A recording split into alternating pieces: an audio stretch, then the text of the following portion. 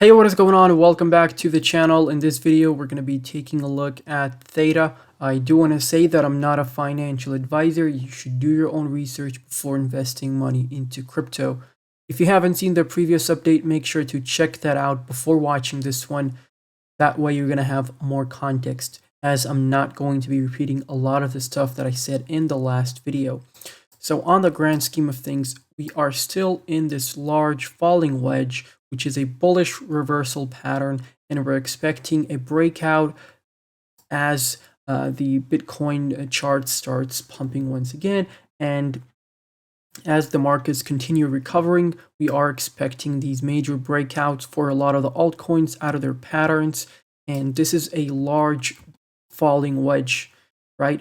And with that falling wedge, you have a target where the wedge was created, which is right over here, because you had that touch of resistance.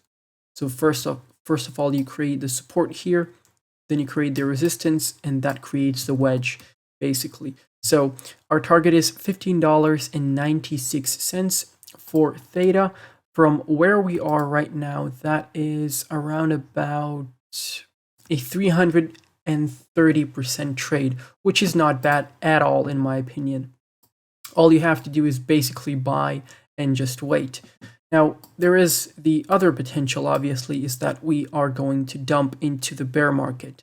And some people still think that could happen. Some people think that we are in a bear market right now, which I don't really understand why. I've explained many times that we are not in a bear market, but hey, you know, everybody's got their own opinion.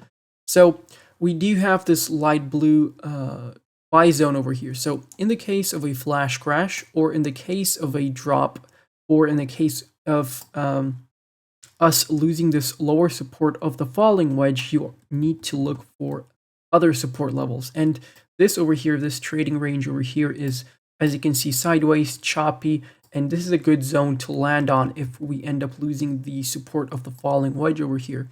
And yeah, so anywhere from $2.50 to $1.50, that's a great buying area for Theta. Now, before doing anything else, let's jump into the weekly chart. Now, on the weekly chart, we have printed a bearish cross, which is negative, okay?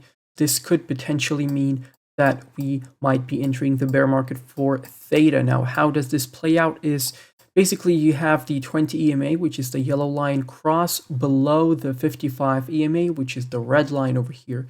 So once you have that cross, that's called a bearish cross.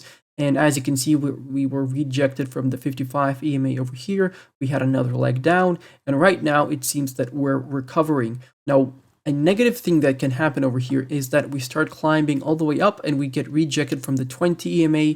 We back test it as resistance because we haven't done that in a couple of months over here. Actually, no, a bit more than 1 month.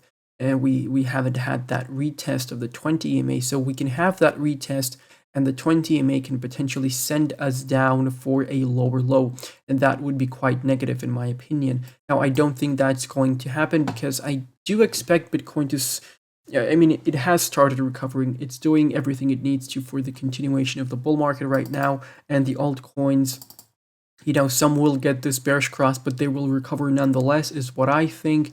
And I think that we don't need to, obviously we need to pay attention and analyze these crosses, but I don't think that this is the end of the world because Bitcoin hasn't had this cross on the weekly chart. So yeah, that's it for the weekly chart. Let's jump back into the daily. Okay, so we're back on the daily chart. So what else you can be targeting as resistance if you're looking to take some profits? So obviously the 55 EMA is a strong resistance level that we need to break through. And we didn't even bounce off of it. We got sent back down. But, you know, that's a level you can be targeting. But I wouldn't be taking any profits right now unless you really need your money or you want to swing trade or do a quick flip. Then the 55 EMA on the daily chart is there for you.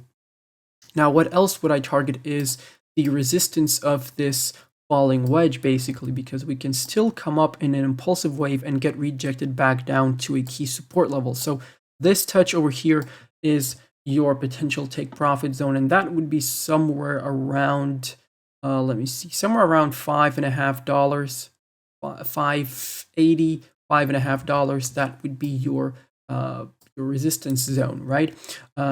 What we can do as well is obviously break through and backtest of support. That would be the bullish thing, the most bullish thing to do. And from there, we can start coming up, retrace, break the golden ratio, and get to our target of the falling wedge. Basically, that's the bullish scenario. Now let's jump into the daily chart over here on the RSI. So we're back in the symmetrical triangle over here. We started breaking out of this resistance here, as you can see, and we backtested as support the pink trend line, which I gave you many weeks ago.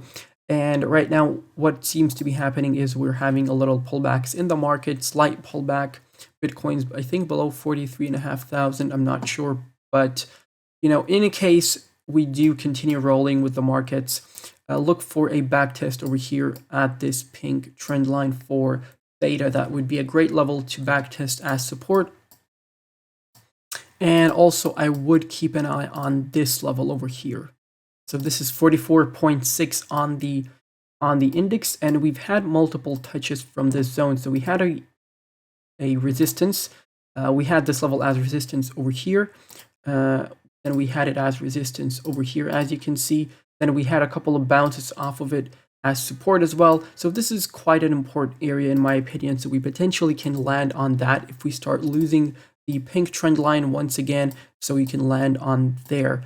And if you start losing the yellow trend line and you get overextended to the downside or a potential flash crash, 29.69 is a great area to buy. Anywhere below the index of 30 really is a great area to buy because you're considered oversold in this zone. And from there, you can see that the type of recoveries that we have over here.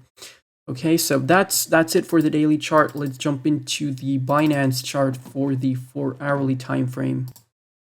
Okay, now jumping into the 4-hourly chart. So you can see that on the RSI, we're approaching the overbought here, and we're potentially going to get overbought above the index of 70, you know, stay a bit over there and then get sent back down with a pullback. But what's happening right now is that we were in this channel up pattern, basically, and we're bouncing up and down in between these levels. As you can see, I'm just going to show you the points of context over here.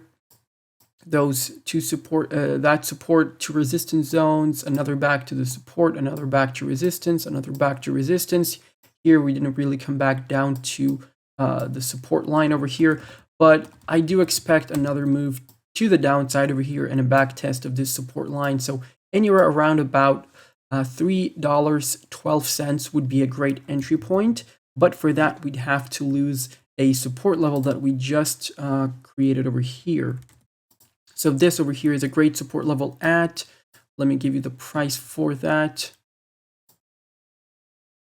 So $3.25 all the way to $3 is a great entry zone for the Theta token. Now we're running into this yellow resistance line over here. So this was I think this was a buy zone that I gave you a while ago, but now it turned into a resistance zone since it was a support zone previously.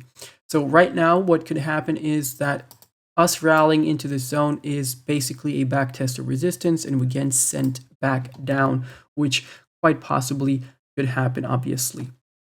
So yeah, that's something to look at. As you can see, we did have a resistance touch over here and we got sent back down. So that was a nice 10% trade for you, for any of you who paid attention to the swing trades that I give you guys. But obviously none of it is financial advice. So let's jump back into the oscillators and take a look at the stochastic RSI. So on the stochastic, we're approaching the overbought. So you could potentially wait for the stochastic to get overbought on the 4-hourly and then start taking some profits. But, you know, right now we are not that far away from the 4-hourly 20 EMA. So if you want to look for actually an 11% trade, even if you take profits right now, because you're kind of breaking the resistance of the channel up pattern, but this could end up being a wick, which I think it will, just like over here, and we're going to end up bouncing back to the, bouncing off the 4-hourly EMA after a couple of hours over here. So a potential 11% trade awaits, you know, this is not a bad trade. So yeah, that's pretty much it. We are expecting to break out of this channel at some point, obviously. You know, if that doesn't happen and you start losing the channel, you should target the swing lows over here. So you have a swing low over here, right? You have a swing high over here that you could target. You could also target this swing low over here and this swing low over here. So multiple support levels below you guys. Let's just hope that we don't lose the $3.24 support area. If that happens, we're going to potentially bounce off the lower support of the channel up pattern. But that's pretty much it, guys. If I missed out anything on the charts, please let me know down below in the comment section. Let's get back into the trading view chart over here, and I'm going to give you some long-term targets because people do ask about those constantly, so I might as well just bring them up in every single video. So $16 is our target out of the falling wedge once we start breaking out, and it is our all-time high, so we are expecting a retracement to that all-time high.